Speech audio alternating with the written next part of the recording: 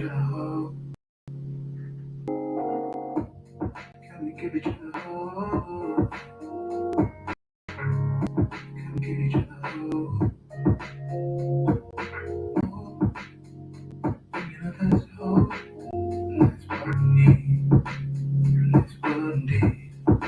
So do not be afraid to keep each other safe. Show you be amazed what you can do.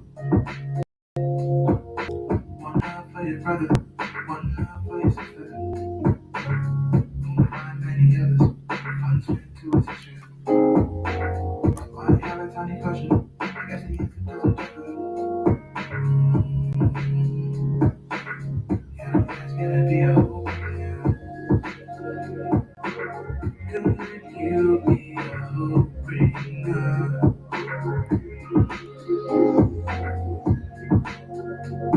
Asking you to be a hope bringer. Can we give each other hope? Can we give each other hope? You can even after stay alive. Do it twice, just to keep another alive. So take a look inside your sign up and do your part. One love for your brother, one love for your sister. Don't find many others. Find strength to resist you. I have a funny question. I guess the answer doesn't differ. Everything's gonna be okay. Could you be a hope bringer?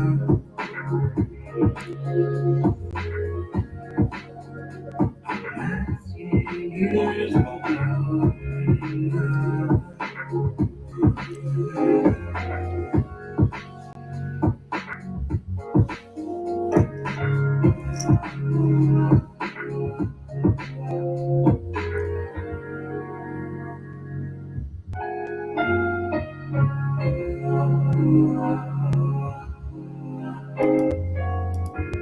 Can we give each other hope? Can we give each other hope? Can we give each other hope? Can we give each other hope? Good evening. Good evening, everyone, and welcome to Second Chances with Hilaria Asumu here on Radio Africana. I'm your host, Hilaria Asumu, and for those just tuning in for the first time, this show is a safe space where we explore stories and insights around second chances, whether in health, relationships, or personal growth related to organ donation, and most especially living organ donation. Tonight's episode is titled Living Well After Giving, the Donor's Journey. So last week we spoke about a young boy called Jack who is waiting for a donor, and we were asking people to consider, contacting Leeds City Council to put themselves forward to donate to this young 12-year-old who is on the last method of organ of dialysis, which is meant to save his life. So I'm hoping that our appeal last week Sunday touched a few hearts, and with the other people within the organ donation and kidney disease arena putting out this story. I hope that people in the different communities have been able to, reflect on, our story last week and reached out to Leeds City Council to see if they are a match. And I wish young Jack all the best of luck and hope that he finds that person who can give him a second chance at life. We will be talking about, living organ donation today. and more specifically, addressing one big question. And this is a question people always ask me: can I really live a fulfilling, healthy life after donating organs or tissue? Now, I know there are fears, as I have said in my other sessions, previous sessions. You might be thinking, what if my health deteriorates? Or what if I can't do the things I love anymore? We're here to share no facts, personal insights, and evidence based reassurances that life indeed can be vibrant and fulfilling after donation. So stay with me for the next hour. We've got a wealth of information to put your concerns to rest. Organ donation is one of the most selfless acts anyone can do. Yet, many potential donors hold back because of worries about surgery, the recovery process, or long term health implications. In fact, according to various transplant associations and the NHS, living donors often continue to lead active, healthy lives.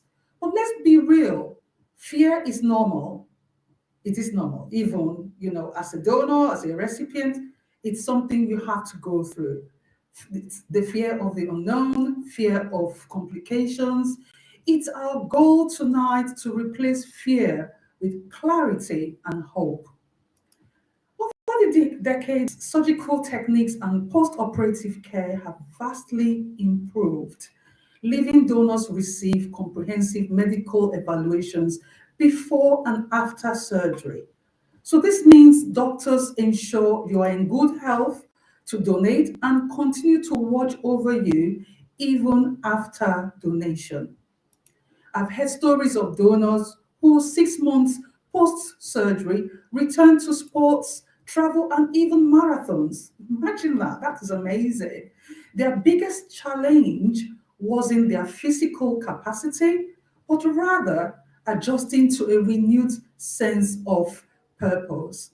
Because after donation, you don't just save a life, you build a lifelong bond with the recipient's journey, and that can be an incredibly positive emotional experience.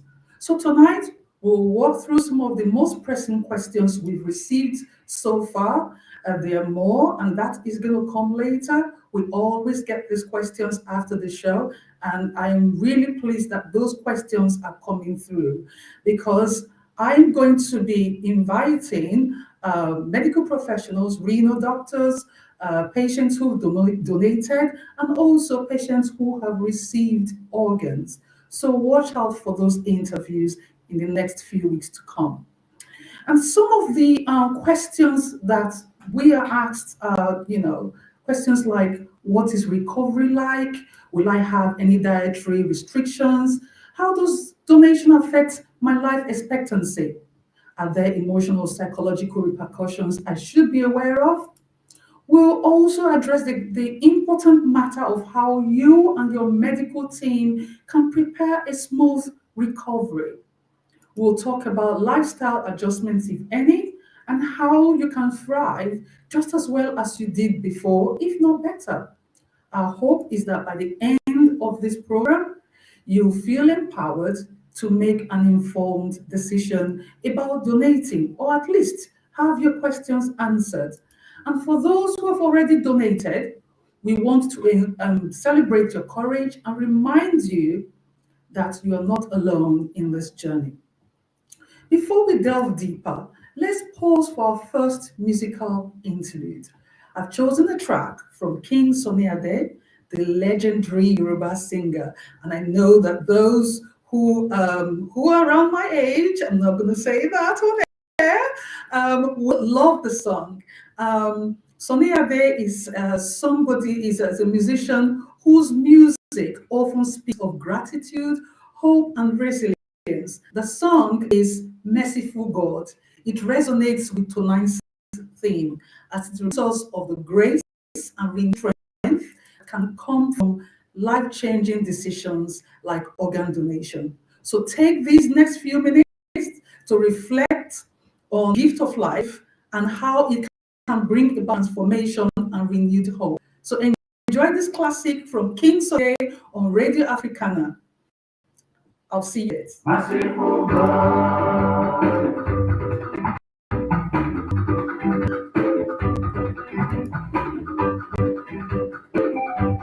merciful God.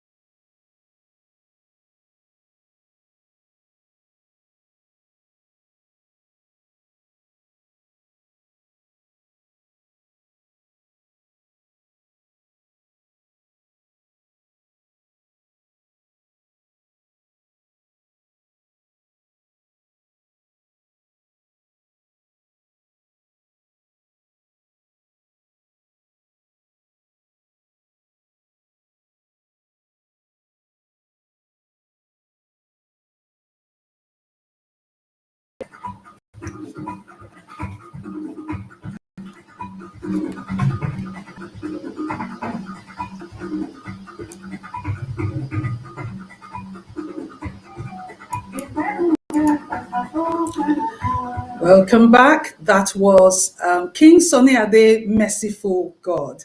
A reminder that in giving, we often experience profanings and messes ourselves.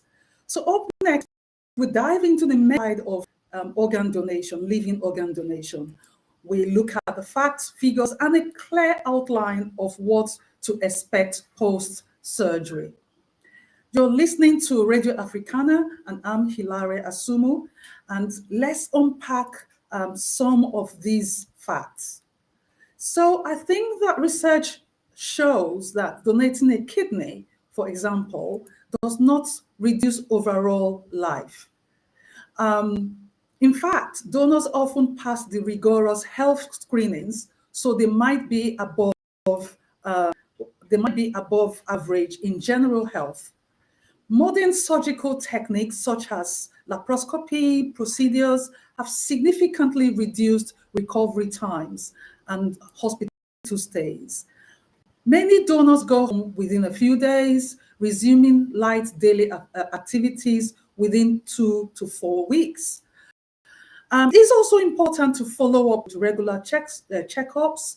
Doctors typically monitor kidney function for kidney donors or overall health markers for other types of donations. If you maintain a healthy lifestyle, balanced diets, moderate exercise, no smoking, your long term health prospects remain excellent. It's natural to worry about immediate post operative pain or potential complications, but the medical community has developed robust protocols for managing pain and monitoring recovery. Pre-surgery, you will undergo extensive evaluations, blood tests, imaging scans, psychological assessments. I did speak about all these before, and all these ensure that you are mentally and physically fit to be a donor. So let's debunk a few common myths around living organ donation and around donors who are donating. Donors can't have children after donating. No, in most cases, organ donation does not affect fertility. Many kidney donors have successfully had children afterwards, but always consult your doctor. Donation rarely interferes with family planning. So some say I'll be weak for the rest of my life. I don't think so. Obviously, I'm a recipient, but I know a lot of donors who've gone on to live, healthy lives. If you follow medical advice, rest adequately, and adopt healthy habits, you can perform daily tasks, engage in sports, and live a dynamic life. Next myth is I will have to follow a strict lifetime diet. There may be short term dietary guidelines post surgery, like staying hydrated, balanced nutrition, but donors typically return to their usual balanced diets. They usually return to their usual balanced diet. There shouldn't be any issues whatsoever with your appetite. When fear starts to creep in, and that will most definitely happen, remind yourself living donors are thoroughly screened, well supported, and carefully monitored. Hospital and transplant teams, they aim to protect both the donor and the recipient's health. Now let's take, another short musical break to let this information sink in. Coming up is another classic from Sir Victor Owaifo. Unfortunately, he died, I think it was 2 years ago. He's an iconic Bini musician, and as somebody from Edo State, I love him, and I thought that this would be one that would please a lot of people. His song, Joromi, is about bravery and self-confidence, qualities that resonate strongly with living donors who step up to save lives. So enjoy Joromi by Victor Owaifo, and when we return, we'll continue exploring how life truly flourishes post donation. I'll see you in a bit.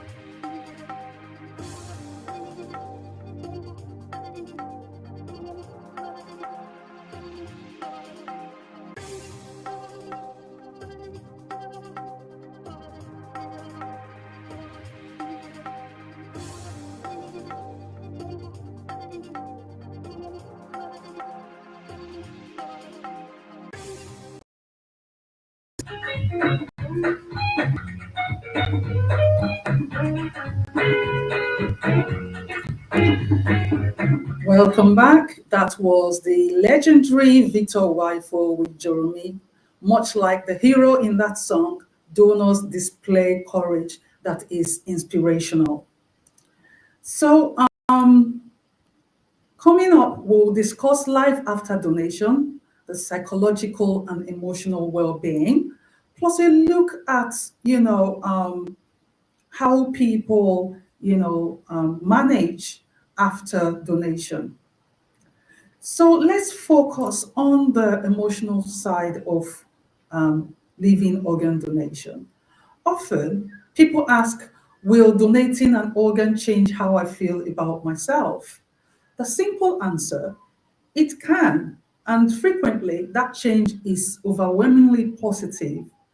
Many donors describe a heightened sense of purpose, knowing they have contributed to saving or drastically improving someone else's life.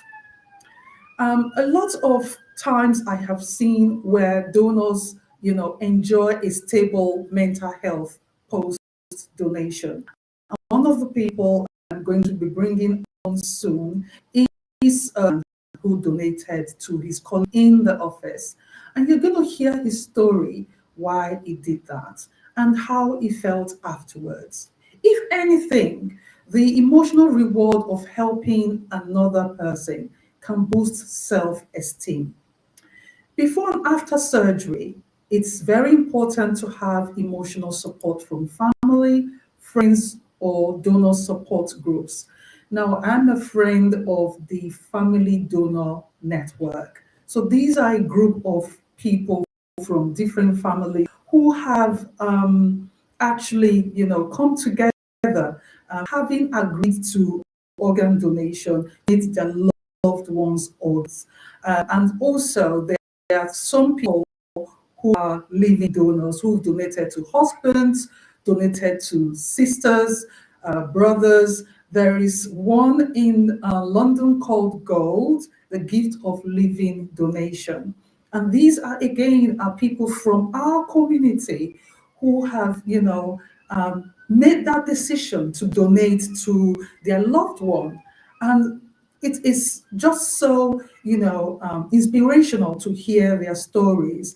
And sometimes I'm in awe because as a recipient, I know how hard it is to be on dialysis and waiting for that call. And also for those people who have just been diagnosed and waiting for, I'm thinking about what next, what do I do? And when they're told that they need to speak to their families, they are hesitant to do that because within our communities, we do not talk about things or topics like that. So that is why I have decided that this is something I want to do. I want to raise awareness about this. And, bust those myths that are stopping people from coming forward to donate. So these people share experiences, and sharing these experiences can help normalize any anxieties and solidify positive outcomes. Of course, it's normal to experience a roller coaster of emotions. People are thinking, oh, what's going on when I get in there? Is it going to be okay? Am I going to be okay? Am I going to come out of the theater? Of course you are. Some donors feel anxiety right before the surgery or even guilt if complications arise for the recipient. And I want to reassure you, if you're thinking about being a donor, don't allow those anxieties stop you. And one thing is that when you sign up, if you say you want to be a donor, whether you are altruistic or you are a family donor, and you decide at the last minute you don't want to do it, you can pull out of it. Nobody is going to force you into doing something that you don't want to do. However, talking to the renal team, the surgeon, or a therapist can be really good for you. Overall, the emotional journey after donation is just as important as the physical one. And sometimes I've actually met donors who have gone on despite their fears, to donate to somebody they love. It could be a wife or a husband or parents donating to their loved ones. I know that my sisters, when they were coming forward, as coming from Africa, we have this fear, um, or should I say aversion to going to the hospital, not to mention having an operation. And my sisters so loved me, my sisters and my brothers so loved me that they put themselves through all the tests, everything that they had to do, just to make sure that I was okay. Unfortunately, none of them was a match. And my girlfriend came forward as well. My girlfriend from high school came forward to be my living donor.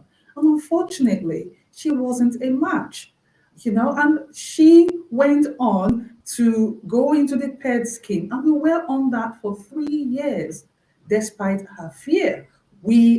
Most Africans have a phobia for needles, and she put herself through that to give me to see if she could donate to me. Unfortunately, um, she never got around to doing that, because my antibodies rate was too much to get somebody to actually match me.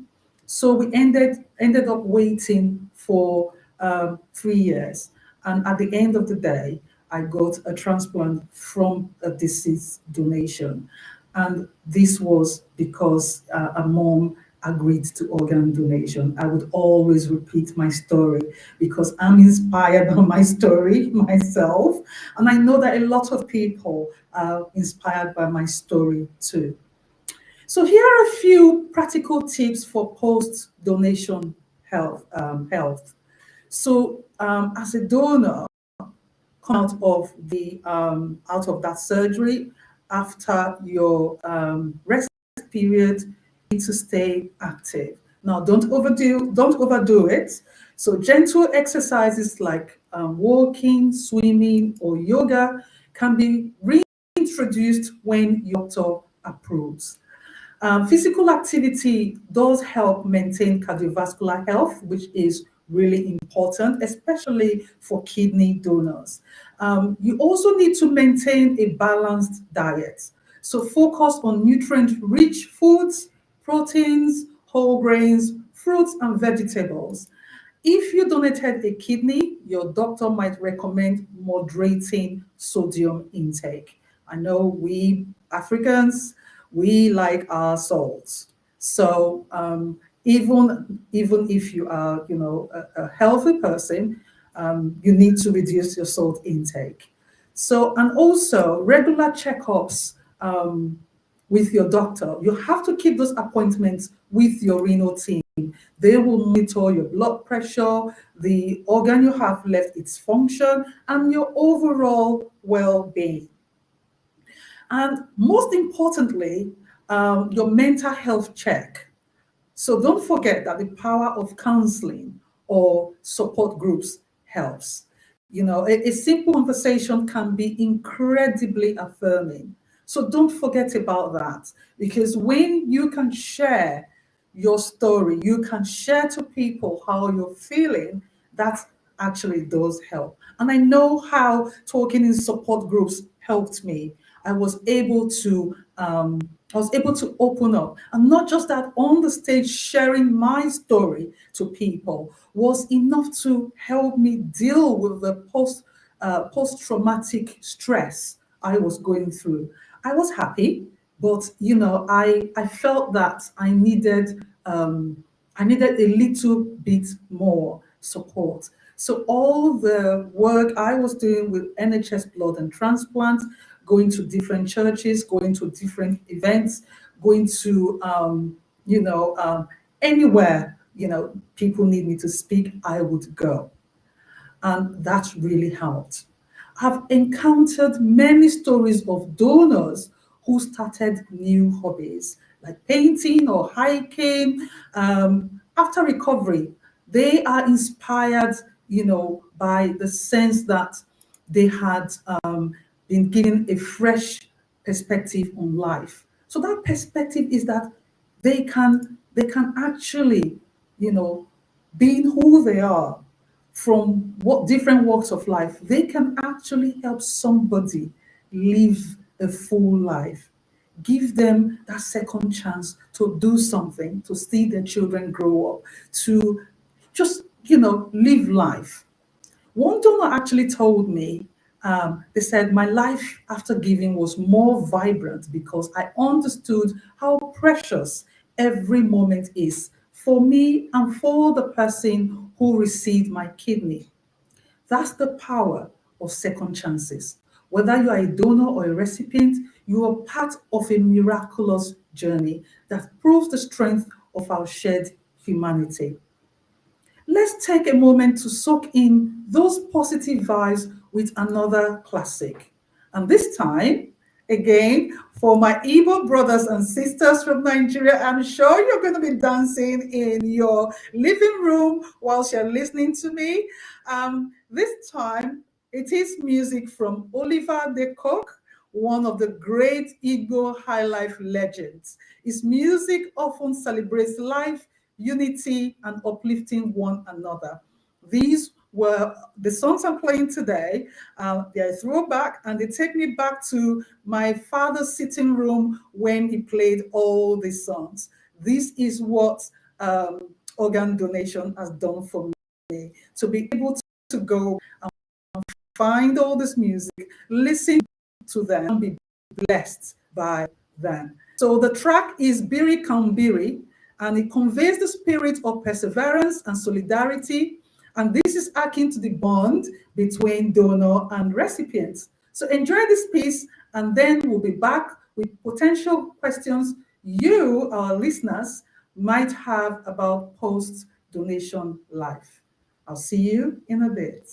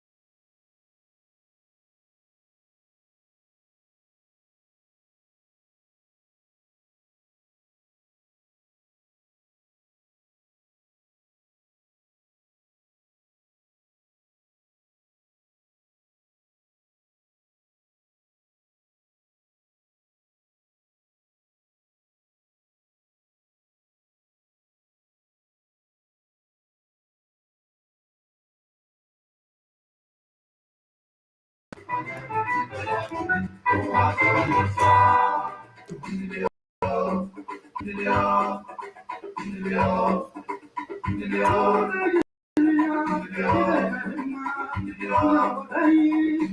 back. That was Oliver the Cook with Biri Kambiri. Let's keep that sense of togetherness going as we move into our final segment where we will address possible questions and wrap with some final thoughts on this show. You are on Second Chances with Hilaria Asumu on Radio Africana. Now, while we're not doing live interview night, I want to address some frequently asked questions that often come up regarding post-donation health. We actually went through some in the last segment, and these are more to help those who are thinking about becoming donors to make those decisions. And once we have all our guests lined up, we're going to bring them on and we're going to be tackling these questions again. And they will be, helping to throw some more light from their own experience. So one of the questions, that people normally ask is, will I have visible scars? Now, most living organ donation surgeries, especially kidney donations, use minimally visible invasive techniques. And as we know, science has moved on so much. And you find that, techniques that, are known as keyhole surgeries can be used. But that depends on each person and their skin. So scarring is usually small and it fades over time. Another question people ask is, does donation affect my ability to participate in sports? In one of my frequently asked questions a few minutes ago was that people, about 6 months after surgery, they're able to participate in sports and, walking, running, and all of that. So it doesn't really affect your ability to participate in sports. Generally, once fully healed, donors can return to sports and even intense physical activities. But I would advise to always follow your doctor's guidance on when to resume. One other question is, what if my remaining organ fails later in life? Now, this is a common question from people. And and I know that a lot of times people from especially the African community, they what usually stops them is that, oh, I don't want to donate because I might need my organ later. What if I need it later? What happens? I can tell you, that medical teams thoroughly screen donors to minimize this risk.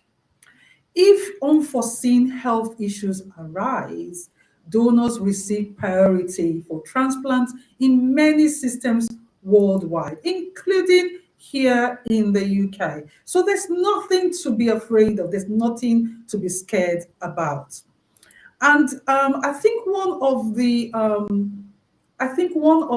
questions that people also commonly ask is, can I donate an organ if I'm older or have a medical condition? A lot of people, I think that also bothers them because they really do want to donate. Unfortunately, they feel that, because of their age, they are not able to donate. Age and certain conditions don't automatically exclude you. An evaluation is done on a case-by-case basis, and when you consult with transplant professionals, the renal team, they will assess your suitability. So don't worry about that. All you have to do is yourself forward, and they will do all the tests. They would make sure you go through rigorous checks before they agree to put you on the list or use your organs. Another question question is, will donating an organ prevent me from donating blood? Not necessarily. After full recovery, many living donors can still donate blood, provided they meet standard blood criteria. Another question, is there any financial compensation for donors? Now, I did get asked this recently, and I said, no, you cannot do that. If you remember one of my sessions, I spoke about a particular case that ended up in both parents being sent to prison. We don't want that. So please do not offer to donate to exchange money in any way. It is unacceptable, it is unlawful, and if you're caught, you would pay dearly for that. So please, it is illegal to pay for organs. However, certain programs or charities might assist with travel or medical expenses related to the donation process. And that's something that happens on the NHS. Please ask about that. Another one is, how long do I need to wait before going back to work? This depends on the type of surgery and your personal recovery rate. Many people return between 2 to 6 weeks, but they always follow medical advice so that they can actually thrive at work. How can I make sure my donation choice is legally documented? As far as I'm aware, here in the UK, you can register as an organ donor through the NHS organ donor register, or indicate your wishes to the living donor team. Also, you can speak to you can once you've signed up to be a donor, please let your family know that you've signed up to be a donor and you want to donate to somebody, so that they can support you in that decision that you have made. And how do I cope emotionally if transplant isn't successful? This can be emotionally heavy. So there's counseling, there's support groups, especially the family donor network. They are there as well to help you. Remember, you've made a courageous choice to help, and you had no control over complications beyond your donations. If you have more questions or concerns, this is your chance to be heard. So whilst I'm still in the studio, just call or text me, and the number to call is 0161 222 9960 or 0744 881 1570. I'm here in the studio waiting to answer your question. Or visit our social media pages on Instagram and Facebook at WSHBME Kidneys. We'll be compiling these questions for a future question and answer session, as I said earlier, where we'll bring in medical professionals and previous donors and recipients to address those questions according to their own experience. We want you to walk away fully informed, confident, and at peace with the idea that life after donation isn't just possible, it can be incredibly rewarding. I truly hope our discussion today has demystified the donor journey for you. To all donors out there, thank you for your bravery and generosity. To potential donors, let accurate information guide your decision, not fear. And we will stand with you and help to spread the message that organ donation is not just about saving a life. It's about transforming the donor's life too, in many ways you can't imagine. We are nearly at the end of our hour. Family, we have come to the end of our session on living well after giving, the donor's journey. Remember, keep your questions coming. We'll feature them in our upcoming question and answer special. Until next time, stay informed, stay inspired, and always remember there's power in second chances. I have chosen a piece from Onyeka Owenu, One Love.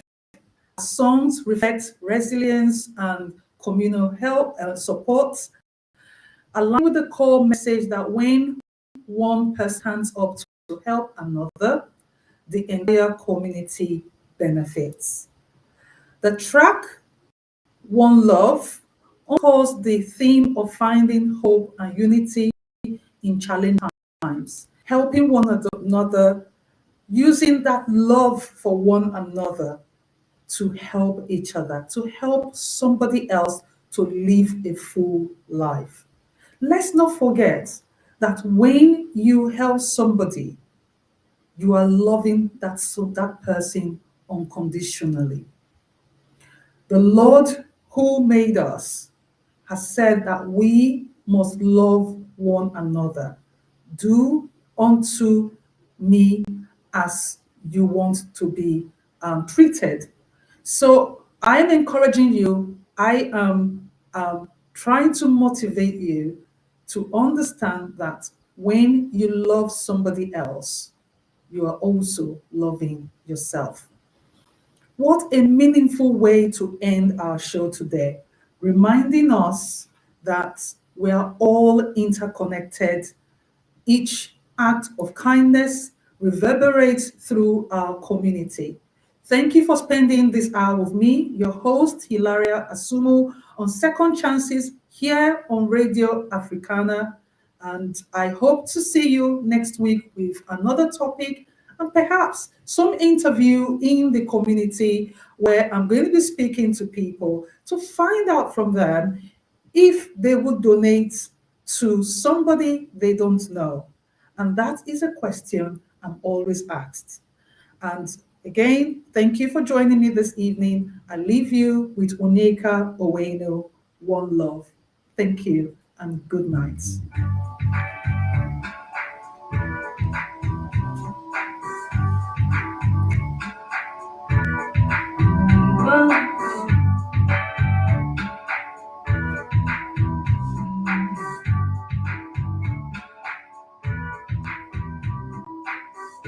When we say understand, everybody has a day, but some stays away. Take on in a new tomorrow. With more love between, let's ride a day. Maybe worry that one love set you free. One love keep us together. Living in a world, struggles just in. One love keep us together.